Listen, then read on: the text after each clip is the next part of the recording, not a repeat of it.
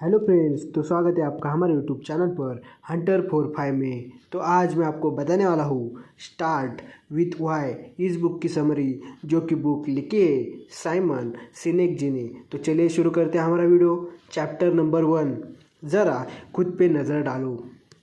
आप किस ब्रांड के कपड़े पहनते हो? किस तरह के जूते या बैग लेते हो? आप क्या नाश्ता करते हो?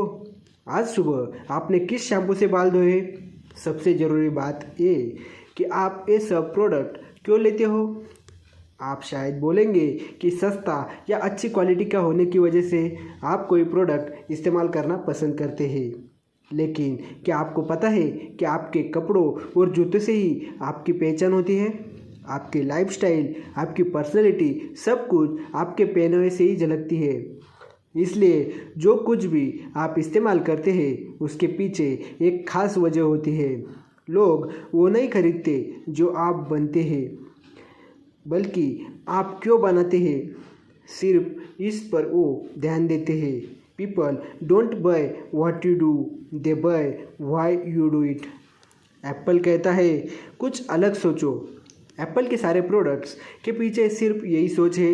एप्पल की कंपनी 1984 से अपना स्लोगन चेंज नहीं किया, क्योंकि यही बात एप्पल को सक्सेसफुल बनाती है। क्योंकि उनके पास एक क्लियर व्हाई है, यानी एक क्लियर रीज़न है। इसका मतलब कि कंपनी का पर्पस एकदम क्लियर है। इसलिए तो एप्पल अभी तक चल रहा है और सक्सेसफुल चल रहा है। ये लोगों को कुछ अलग सोचने के लिए इंस्पायर करता है। पहला, क्या आपके पास भी ऐसा क्लियर व्हाई का सेंस है? क्या आपके पास भी कोई पर्पस है जिसे लेकर आप अपने सारे काम करते हैं? सक्सेसफुल होने के लिए आपको इसी व्हाई से स्टार्ट करना पड़ेगा। अगर आपको एक अच्छा लीडर बनना है तो आपको एक व्हाई से स्टार्ट करने की ज़रूरत पड़ेगी। Chapter number 2, manipulation versus inspiration. जितने भी ग्रेट लीडर्स आप जानते हैं उनके बारे में ज़रा सोचिए। उन्हें देख के ऐसा क्यों लगता है कि जैसे वो पैदा ही लीडर बनने के लिए हुए हैं? शुक्र है कि एक तरीका है जिससे हम उनके जैसे बन सकते हैं। उनके सोचने, काम करने और बात करने के तरीके में एक पैटर्न है और हमें वही पैटर्न सीखना है। फिर हम सीख सकते हैं कि लीडर कैसे बना जाए। मार्टिन लूथर किंग एक ग्रेट लीडर हुआ जिसने लाखों लोगों को इंस्पायर किया था। उनकी स्पीच सुनने के लिए अगस्त 28, 1963 में हज़ारों लोगों ने वाशिंगटन डीसी तक पैदल तक चल आए। इस स्पीच के लिए कोई इनविटेशन नहीं भेजा गया था, फिर भी बड़ी तादाद में लोग आते जा रहे थे। वहाँ हर जाति, हर रंग के लोग मौजूद थे। किंग ने अपने पावरफुल वर्ड्स में कहा, मेरा एक सपना है। सब उनकी स्पीच सुनकर इतने इंस्पायर हुए कि इक्वल राइट्स के लिए लड़ने को तैयार हो गए और उन सब की कोशिश रंग लाई, जिसने अमेरिका का इतिहास बदल कर रख दिया। ऐसा नहीं है कि सभी लीडर्स हमें इंस्पायर करें। कई ऐसे भी लीडर्स हुए हैं जिनको लोग डर और पनिशमेंट की वजह से फॉलो करते थे, या फिर किसी लालच की वजह से। पर सच्चे लीडर तो स्पेशल होते हैं। उनमें कोई तो खास बात होती है जिसे हर कोई नकल नहीं कर सकता, और उनकी खूबी की वजह से उनके लाखों फॉलोअर्स होते हैं। चैप्टर नंबर 3, आप कैसे दूसरों से अपने काम करवा सकते हैं? इसके दो तरीके हैं। पहला, या तो आप उन्हें मैनिपुलेट करें। दूसरा, या उन्हें इंस्पायर करें। अक्सर पॉलिटिकल और बिजनेस लीडर लोगों को मैनिपुलेट करते हैं। वोट के लिए नेता डर का माहौल तक क्रिएट कर सकते हैं, झूठे वादे करके और दबाव डालकर वोट हासिल करने के लिए ऐसा नेता कुछ भी कर सकते हैं। जैसे कई बार सेल्स बढ़ाने के लिए कंपनी अपने प्राइस को कम कर देती है, नए प्रोडक्ट्स निकालती है और प्रोग्राम्स देती है। चलिए मोटोरोला के रेज मॉडल को ही ले लेते हैं। फ्लिप टॉप मोबाइल फ़ोन 2004 में रिलीज़ हुआ था, जिसके 50 मिलियन सेट मोटोरोला ने बेचे। कई हॉलीवुड सेलिब्रिटीज़ और प्राइम मिनिस्टर ने भी ये मोबाइल खरीदा था। कुल मिलाकर मोटोरोला का ये प्रोडक्ट बहुत सक्सेसफुल रहा था। हालांकि 4 साल में ही कई कंपनीज़ ने कंपटीशन में रेजर के वर्जन को निकाल दिए थे। उन्होंने नए फ़ोन रिलीज़ किए जिसमें रेजर से भी बढ़िया फीचर्स थे। जाहिर बात है कि अब मोटोरोला का मार्केटिंग ठंडा पड़ गया था। रेजर बस एक नोवेल्टी प्रोडक्ट था, ये कोई भी इनोवेशन नहीं थी। Fax machine, microwave oven, light bulb और आईट्यून्स को सही मायने में इनोवेशन कहा जाएगा। ये वो प्रोडक्ट्स है जिन्होंने पूरी इंडस्ट्री ही चेंज कर दी, या यूँ कह ले कि सोसाइटी ही चेंज कर दी। नॉवेल्टी कोई इनोवेशन नहीं होती है, बस एक तरह का मैनिपुलेशन है। बेशक मोटोरोला ने रेजर का लाखों लोगों को बेचा, मगर सिर्फ शॉर्ट टर्म के लिए। जिन्होंने ये प्रोडक्ट खरीदा अब ज़रूरी नहीं कि आगे भी सारे मोटोरोला के प्रोडक्ट ही खरीदेंगे, क्योंकि कंपनी के लिए उनकी कोई लॉयल्टी नहीं है। मैनिपुलेशन क्रिएट करना बहुत इनइफेक्टिव है। प्राइस गिरा दो, प्रमोशन करो और इंसेंटिव दो, ये सब बहुत खर्चे का काम है, फिर भी इसका इफेक्ट बस कुछ ही टाइम तक रहता है। इसलिए मैनिपुलेशन करके अपना काम निकलवाना किसी भी कंपनी और ऑर्गेनाइजेशन को कमज़ोर कर देता है। Chapter number 4, the golden circle. जो सच्चे लीडर होते हैं वो कभी भी मैनिपुलेशन नहीं करते, वे इंस्पायर करते हैं। या हम आपको एक इफ़ेक्टिव तरीका बता रहे हैं जिससे आप भी ग्रेट लीडर्स की तरह लोगों को इंस्पायर कर पाएंगे। इस कॉन्सेप्ट को गोल्डन सर्कल कहा जाता है। ये गोल्डन सर्कल ह्यूमन बिहेवियर के पैटर्न को एक्सप्लेन करता है।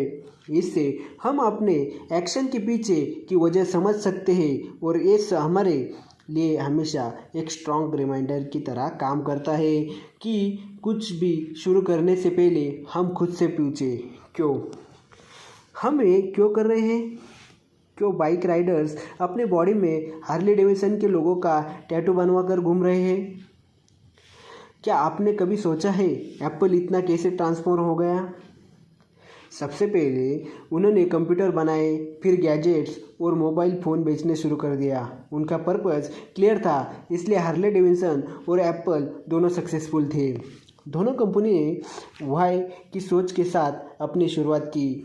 अब हम इस गोल्डन सर्कल को ले लेते हैं।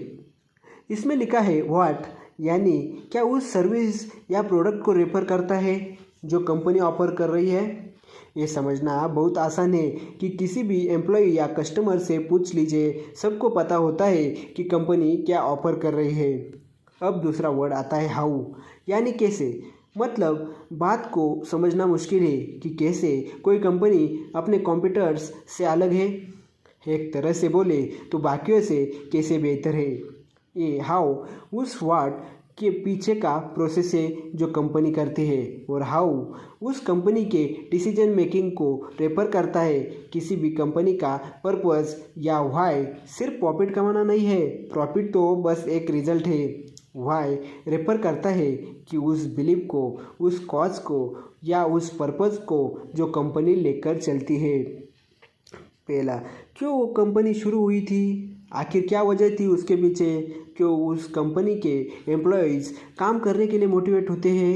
कस्टमर क्यों उस कंपनी के प्रोडक्ट खरीदे।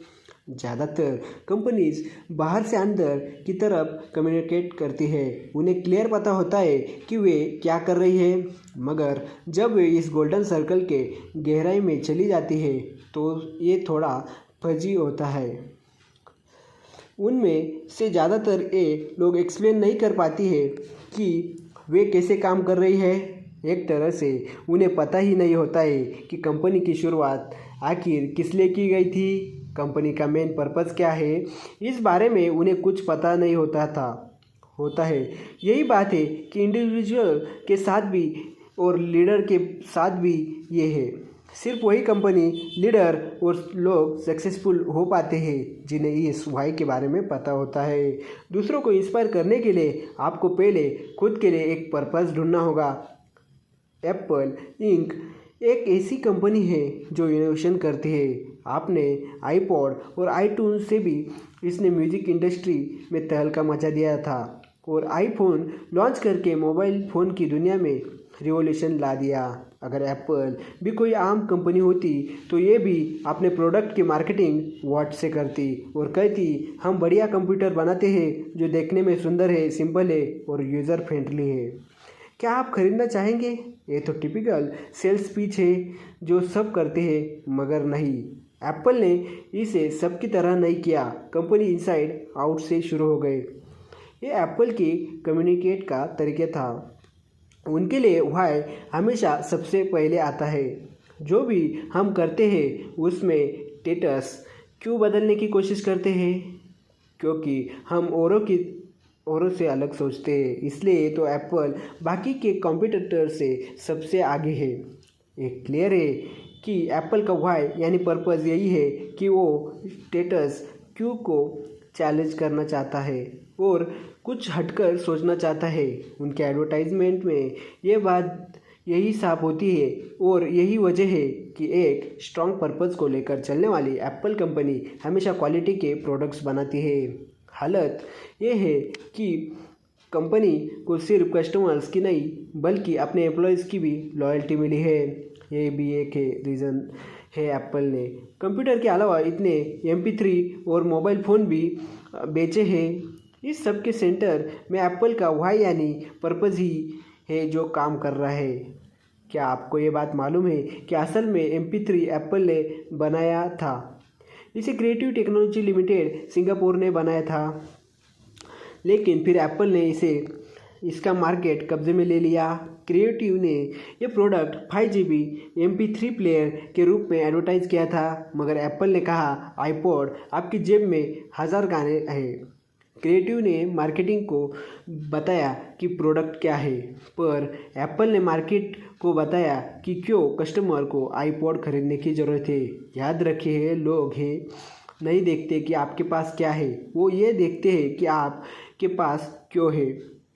क्या आप जानते हैं कि डेल ने अपने खुद का MP प्लेयर 2003 में निकाला था, मगर ये उतना सक्सेसफुल नहीं हुआ क्योंकि सबको पता था कि डेल कंप्यूटर बनाती है और डेल से कोई MP3 या मोबाइल खरीदना सही आइडिया नहीं लगता। कुछ सालों बाद डेल ने डिसाइड किया कि वे अपने कोर बिजनेस में ही फोकस करेंगे। वही दूसरी तरफ हमें पता चला है कि एप्पल एक ऐसी कंपनी है जो औरों से हटकर सोचती है। एप्पल इनोवेशन करती है या अपने प्रोडक्ट से इंडस्ट्री बदल देती है, मतलब जो चला आ रहा है उसमें ये बदलाव कर देती है। एक तरह से ये नॉर्मल को चैलेंज करती है और अपने कस्टमर को यूज़र फ्रेंडली प्रोडक्ट देती है।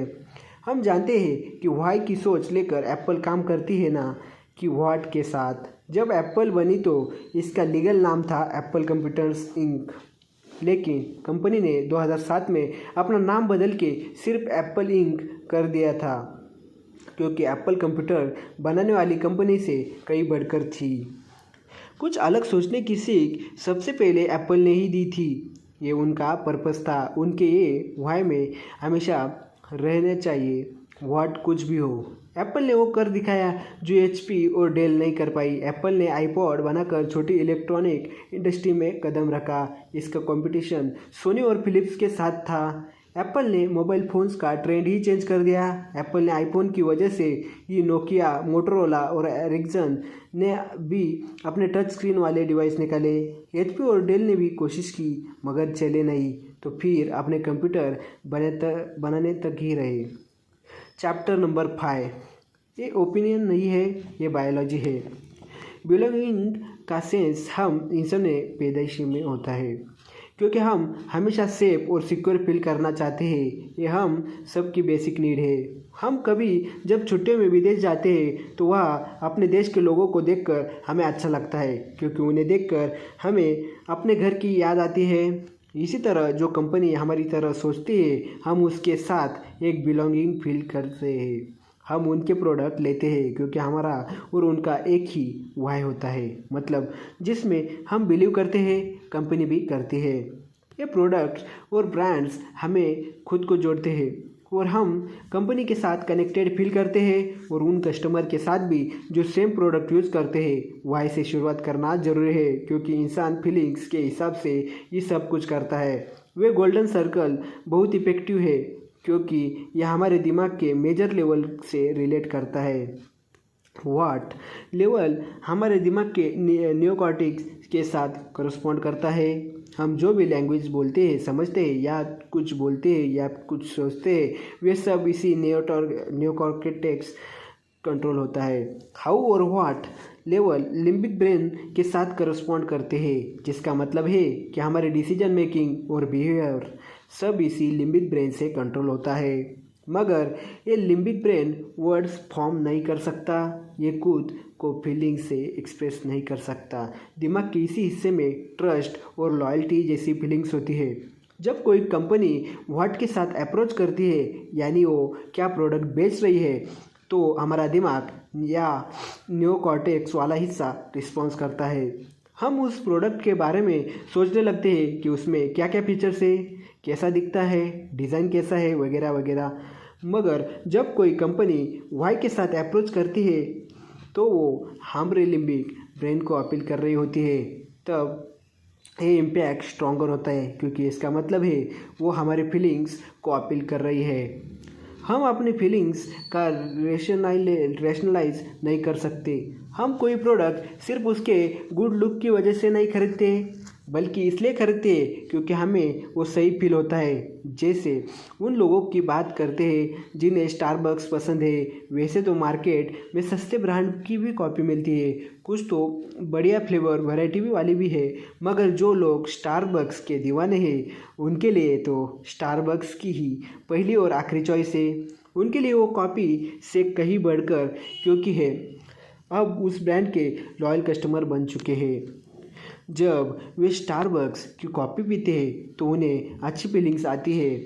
स्टारबक्स का लोगो भी यह आइडिया देता है कि उसे पीने वाले आम लोग नहीं है, कुछ खास है। स्टारबक्स का व्हाट उनकी कॉफ़ी है, मगर उनका व्हाई या पर्पस लोगों को अपनी कॉफ़ी पीने के लिए कंफर्टेबल फील करवाना है, कुछ अच्छा फील करवाना है। दूसरे शब्दों में स्टारबक्स लोगों को सिर्फ कॉफ़ी नहीं पिलाता है, बल्कि अच्छा एक्सपीरियंस फील करवाता है। हार्ले डेविडसन वाई को लोगों तक पहुंचाने में एक्सपर्ट है, इसलिए तो लोग उनकी कंपनी के लोगों का टैटू बनवा के घूमते हैं। कंपनी ने एक पावरफुल लोगो बना है जो बिलीव का सिंबल है। हार्ले ने इसे लगातार सालों की मेहनत और लगन और क्लैरिटी से अचीव किया है। हार्ले डेविडसन जो कहता है और करता है उसमें बिलीव भी करता है। कंपनी ने अपने बनाए वैल्यूज़ को लेकर बरकरार है। ये कस्टमर से वही कम्युनिकेट करते हैं जिस पर ये बिलीव करते हैं। धीरे धीरे इनको लोगों को कंपनी प्रोडक्ट के सिंबल से कई बढ़कर बना गया। लोगों का मतलब ही अब बिलीव हो गया। रेडी फाउलर जिन्होंने हार्ले का टैटू बनवा रखा है, वे कहते हैं ये इस बात का सिंबल है कि मैं कौन हूँ, यानी ये बताता है कि मैं एक अमेरिकन हूँ। चैप्टर नंबर 6 वाई से शुरुआत की जाए। Start with why but no how. Great leaders जैसे बिल गेट्स के पास एक करिश्मा है क्योंकि उनके पास एक स्ट्रॉन्ग पर्पस है, उनके पास क्लियर वाई है। महान लीडर्स के पास एक बड़ा विजन होता है जो पर्सनल से कहीं ज़्यादा है। वे सिर्फ अपने बारे में नहीं, बहुत से लोगों की भलाई के सोचते हैं। बिल गेट्स मानते हैं कि हर प्रॉब्लम्स का हल निकाला जा सकता है क्योंकि वे ऑप्टिमिस्टिक है। वे मानते हैं कि अगर ऑब्स्टेकल हटा दिया जाए तो हर कोई अपना पूरा पोटेंशियल अचीव कर सकता है। बिल गेट्स का यह भी मानना है कि अगर लोगों को यूजफुल टूल्स दे दिया जाए तो वे और भी प्रोडक्टिव हो सकते हैं। उनका विजन है कि हर घर में हर डेस्क पर एक कंप्यूटर हो। उन्होंने अपना ये पर्पस माइक्रोसॉफ्ट के साथ मिलकर आगे बढ़ाया। बिल गेट्स ने पावर पॉइंट बनाया, एक्सेल और वर्ड्स बनाया ताकि लोग ज़्यादा एफिशिएंट और प्रोडक्टिव बन पाए। विंडोज़ बनाकर उन्होंने लोगों को एक्स्ट्रा ऑर्डिनरी चीज़ें करने का मौका दिया। बिल गेट्स का विजन था कि टेक्नोलॉजी के ज़रिए लोगों को एम्पावर किया जाए। जब बिल गेट्स ने माइक्रोसॉफ्ट छोड़ा तो वो भी अपने विजन को लेकर चलते रहे। उन्होंने अपनी पत्नी के साथ मिलकर bill and Melinda Gates foundation बनाया। अब वे कोई सॉफ्टवेयर नहीं बनाते थे, लेकिन अभी वे लोगों को अपना फुल पोटेंशियल अचीव करने में मदद कर रहे थे। अभी भी वे लोगों को उनकी ज़िंदगी इम्प्रूव करने का मौका दे रहे थे। बिल गेट्स इस बात पर यकीन करते हैं कि अगर गरीबों को अपॉर्चुनिटीज़ दी जाए तो अपनी ज़िंदगी वो सुधार सकते हैं। गेट्स ने केवल व्हाट यानी वो क्या करते हैं बस वही बदला, मगर असली पर्पस व्हाई और उनका विजन कभी नहीं बदलेगा। वो जो व्हाई जानते हैं उन्हें ज़रूरत है उनकी जिन्हें हाउ पता है। हमें गोल्डन सर्कल तो पता है, अब ऊपर जो कौन दिख रहा है वो किस कंपनी का या ऑर्गेनाइजेशन का सिंबल है। इसमें वही कॉन्सेप्ट अप्लाई होता है जो गोल्डन सर्कल में है। सीईओ कंपनी का लीडर होता है, वो कंपनी के लिए एक पर्पस रखता है। उसके नीचे एग्जीक्यूटिव काम करते हैं जो सीईओ के वाई पे बिलीव करते हैं। उन्हें पता होता है कि कंपनी के पर्पस यानी वाई को रियलिटी में कैसे लिया जाए। ये वाई एक एब्स्ट्रैक्ट चीज़ है, ये कोई प्रोडक्ट नहीं है बल्कि ये एक यकीन है, एक बिलीफ है, और हाउ वो प्रोसेस है जो इस बिलीफ को रियल में बदलता है। व्हाट कंपनी के प्रोडक्ट या सर्विस को रेफर करता है। जो वाई टाइप के वही लीडर्स कहलाते हैं। उनके पास विजन होता है, एक क्लियर पर्पस होता है और वे ऑप्टिमिस्टिक भी होते हैं। इन लोगों को यकीन होता है कि जो सपने देखे जाते हैं उन्हें पूरा किया जा सकता है। हाउ टाइप के लोग रियलिस्टिक और ज़्यादा प्रैक्टिकल होते हैं। वे जैसी दुनिया देखते हैं वही फील करते हैं। यही वो लोग हैं जो स्ट्रक्चर बनाते हैं और अपना काम निकलवाते हैं, मगर वाई लोगों को अकेले कुछ नहीं कर सकते। इन्हें हाउ टाइप के लोगों की ज़रूरत पड़ती है। वॉल्ट और रॉय डिज्नी ब्रदर्स की बात करते हैं। वॉल्ट डिज्नी एडवर्टाइजमेंट के लिए एक कार्टून आर्टिस्ट का काम करते थे। फिर उन्होंने एनिमेटेड मूवीज़ बनाने के बारे में सोचा। 1923 में हॉलीवुड अपने शुरुआती दौर में ही था। रॉय उनसे 8 साल बड़ा था और बैंकर की जॉब कर रहा था। रॉय अपने भाई वॉल्ट की इमेजिनेशन और टैलेंट की तारीफ करता था, लेकिन उसे पता था कि वॉल्ट बिजनेस के बारे में कुछ नहीं जानता और वॉल्ट रिस्क भी बहुत लेता था।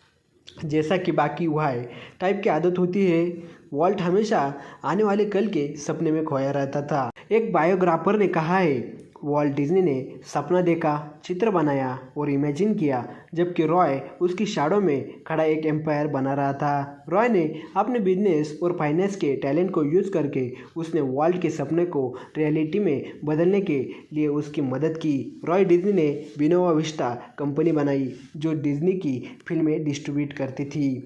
रॉय डिज्नी की तरह ज़्यादातर हाउ टाइप फंक्शनल और सक्सेसफुल होते हैं, मगर वे इस दुनिया को बदलने नहीं आते बल्कि वाई टाइप आते हैं, जैसे वॉल्ट डिज्नी जो लोगों को इंस्पायर करते हैं। बिना हाउ टाइप के वाई टाइप के लोग कुछ नहीं कर सकते, उनकी इमेजिनेशन दम तोड़ देंगी। अगर इन दोनों टाइप के बीच एक स्ट्रॉन्ग पार्टनरशिप बन जाए तो ये दोनों मिलकर एक बिलियन डॉलर कंपनी बना सकते हैं। चैप्टर नंबर 7, जब वाई क्लियर ना हो। सैम वॉल्टन वॉलमार्ट के फाउंडर डिप्रेशन में बड़े हुए। उन्हें कड़ी मेहनत की वैल्यू मालूम थी। उन्होंने बेन टोल्वी ने आर्काnsas में पहला वॉलमार्ट खोला। तब ये बस एक रिटेल शॉप थी। तब वहाँ और भी कई रिटेल शॉप भी थी, कम प्राइस में सामान मिलता था वहाँ। लेकिन वॉलमार्ट ने सबसे ज़्यादा तरक्की की और टॉप तक पहुँचा। आज वॉलमार्ट की सेल्स कुल मिला के हर साल 44 बिलियन है। लेकिन सैम वॉल्टन के सक्सेस का सीक्रेट हार्ड वर्क और चीप प्राइस में नहीं है। वॉल्टन के पास बड़ा कॉज था, उसके पास एक स्ट्रॉन्ग बिलीफ था जो उसे मोटिवेट करता था। सैम वॉल्टन लोगों में यकीन करते थे। उनका मानना था कि अगर वो लोगों का ध्यान रखेंगे तो लोग भी उनका ध्यान रखेंगे। जितना वॉलमार्ट अपने एम्प्लॉयज़, कस्टमर और कम्युनिटी को देते हैं, उतना ही उनके एम्प्लॉयज़, कस्टमर और कम्युनिटी उन्हें देती है। सैम वॉल्टन वीकेंड्स पर भी काम करते थे। वे अपना पिकअप ट्रक यूज़ करते थे। उन्हें अपने सभी एम्प्लॉयज़ का बर्थडे भी याद रहता था। सैम वॉल्टन हमेशा हम्बल रहते थे। उन्होंने अपनी ज़िंदगी औरों की सर्विस में लगा दी। उनकी खुद की सालाना सैलरी 350,000 बिलियनर से कम थी। तो यही सैम वॉल्टन का वाई था। वे लोगों की सेवा करना चाहते थे। ये पर्पस उनके खुद के ऊपर था। यही वजह है जो वॉलमार्ट इतना सक्सेसफुल हुआ। वॉलमार्ट सैम वाल्टन के पर्पस को पूरा करने का जरिया है। हालांकि बोन मैरो कैंसर की वजह से अप्रैल 5, 1992 में सैम वाल्टन की मौत हो गई। उनके बड़े बेटे एस रॉबिन्सन वाल्टन उसके बाद वॉलमार्ट के चेयरमैन बने। रॉबिन्सन ने कहा कि कंपनी की पॉलिसी, कंट्रोल और डायरेक्शन में कोई चेंज नहीं आएगा। लेकिन ये सच है, सैम के मरने के बाद वॉलमार्ट में बहुत चेंज आए। कई कस्टमर और एम्प्लॉयज़ ने मिसट्रीट की कंप्लेंट की। वॉलमार्ट बट गई और उसका हिस्सा एक कॉस्टको, एक नया रिटेल शॉप बन गया। वो सीईओ जिसने सैम वाल्टन के बाद काम संभाला, उनके पर्पस को मेंटेन नहीं कर पाया। वॉलमार्ट का वाई हर साल धुंधला होता गया। इसका मतलब अब कंपनी ने अपना पर्पस खो दिया है, अपनी रेपुटेशन खो दी। 2009 में माइकल टी ड्यूक कंपनी के सीईओ बने, जिनकी सालाना सैलरी 5.43 मिलियन है। इससे कंक्लूजन यह मिलता है, निष्कर्ष, ग्रेट लीडर्स जैसे बिल गेट्स, स्टीव जॉब्स और सैम वाल्टन ने अपने वाई को एक पहचान दी। जब उन्होंने एप्पल, माइक्रोसॉफ्ट और वॉलमार्ट छोड़ा तो उन कंपनी में बड़ी प्रॉब्लम आना शुरू हो गई, क्योंकि वे अपना पर्पस भूल गई थी। जो भी नया सीईओ बने वो ग्रेट लीडर से इंस्पायर हो, ये ज़रूरी है। सिर्फ अच्छे क्रेडेंशियल का होना काफ़ी नहीं है, उसे भी उसी बात का बिलीव करना होगा जिस पर कंपनी का फाउंडर करता था, वरना कंपनी का पर्पस धुंधला हो जाएगा और उसकी रेपुटेशन खो जाएगी। वाई का लेसन हर कंपनी में गहराई से रूटेड होता है। इतनी गहराई से होना चाहिए कि अगर फाउंडर ना भी रहे तो भी कंपनी उस पर्पस को लेकर आगे बढ़ती रहे और सक्सेसफुल बनी रहे। अब आप जान गए हैं कि वाई के साथ कैसे शुरुआत की जाए। अपना एक पर्पस सोचिए, आप किस पर बिलीव करते हैं, वहाँ से अपना हाउ प्रोसेस लेकर चलिए और अपना व्हाट प्रोडक्ट इस्टेब्लिश करिए। अपने वाई को फजी न होने दीजिए। और आप सोच रहे हैं, कर रहे हैं, कम्युनिकेट कर रहे हैं, उस पर ध्यान दें। ध्यान रहे कि आप ये सब आपके पर्पस के साथ मैच करें। याद रखें, जिनका पर्पस उनसे बड़ा होता है वही ग्रेट सक्सेस हासिल करते हैं। तो आज के लिए इतना ही। Thank you for watching. Video अच्छा लगा होगा तो लाइक करें, शेयर करें, सब्सक्राइब करें। हंटर 4 पाए। मिलते हैं ऐसे नए वीडियो में।